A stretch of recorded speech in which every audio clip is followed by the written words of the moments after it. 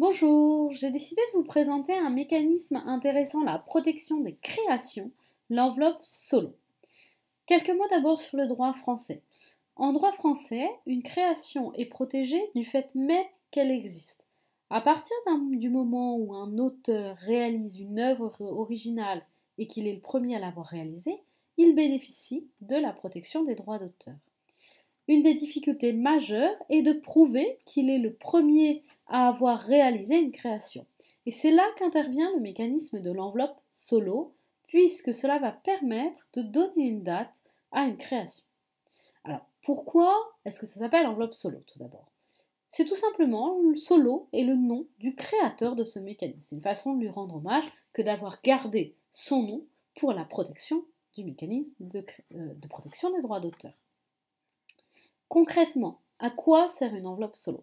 Ça permet de protéger une création tout en gardant pendant un certain temps le secret sur le contenu de cette création.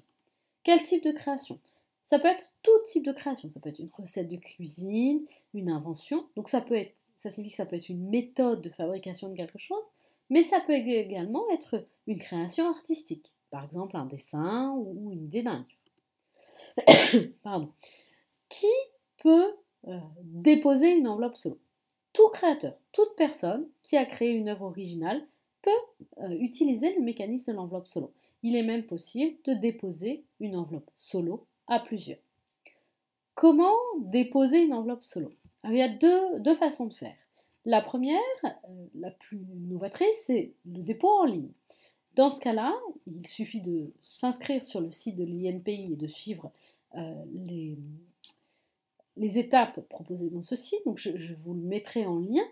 Dans ce cas, donc, par le biais du e-solo, il est possible de protéger jusqu'à 300 MO de données. Le coût est de 15 € pour les 10 premiers MO et ensuite 10 € tous les 10 MO supplémentaires.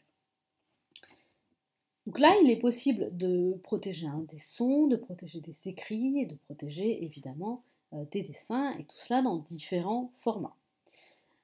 La méthode la plus classique, c'est l'enveloppe papier, qui là doit être commandée en ligne sur le site de l'INPI pour le montant de 15 €. Cette fois-ci, la quantité qui peut être déposée est limitée, puisque l'enveloppe doit faire au maximum 5 mm, ce qui signifie à peu près 7 feuilles A4.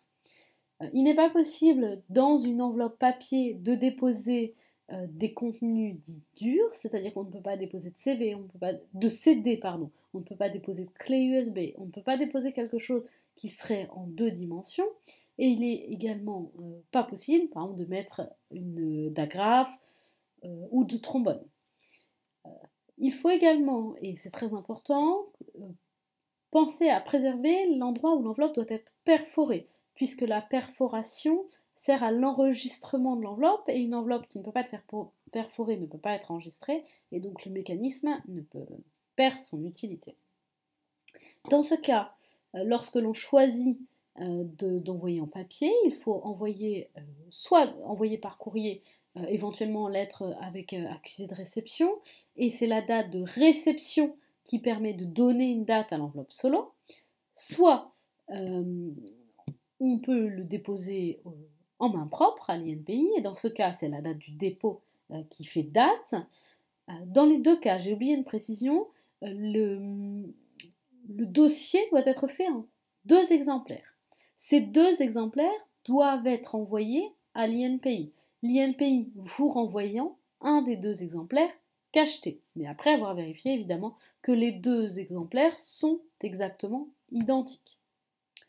Donc, vous recevrez une enveloppe cachetée que vous ne devez pas décacheter, puisque c'est sa comparaison avec celle déposée à l'INPI qui permettra de garantir l'originalité et de faire preuve de la date. Donc, combien de temps est valable ce mécanisme? C'est valable pour 5 ans. La protection accordée, le fait que l'enveloppe cachetée est gardée 5 ans, c'est la même chose pour le dépôt en ligne, c'est pendant 5 ans, et c'est renouvelable une fois, dans les mêmes coûts, donc 15 € pour le format papier et 15 € pour 10 MO pour le format en ligne, puis 10 € pour ceux supplémentaires. À quoi ça sert? Ça peut servir en cas de litige.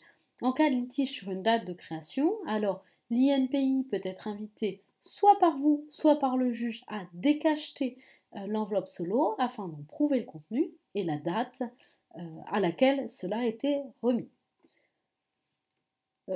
Lorsque l'enveloppe est ouverte, la présence d'un huissier permet aussi de faire établir un certificat et de faire établir un constat, pardon, c'est le mot que je cherchais, et donc ce constat permettra de comparer le contenu de l'enveloppe cachetée que vous avez et celle qui a été déposée à l'INPI. Alors quel est l'intérêt globalement du mécanisme de l'enveloppe solo? Ça permet de protéger d'améliorer la protection d'une de ces idées, puisque la protection, je vous l'ai dit, elle existe même sans l'enveloppe solo, mais la date que lui confère l'enveloppe solo permet d'améliorer cette protection, et ça permet aussi éventuellement de garder le contenu caché, puisque le contenu de l'enveloppe n'est pas dévoilé, sauf lorsqu'elle est décachetée. Donc voilà, je voulais vous présenter ce premier mécanisme, et dans nos prochaines vidéos, je m'intéresserai aux dépôts de marque et aux autres dépôts auprès éventuellement de l'INPI, voire d'autres organismes au niveau européen. Une précision, l'enveloppe solo n'est valable que pour le droit français et le territoire français. Je vous rappelle mes coordonnées à la fin de la vidéo et je vous dis à bientôt pour une nouvelle vidéo.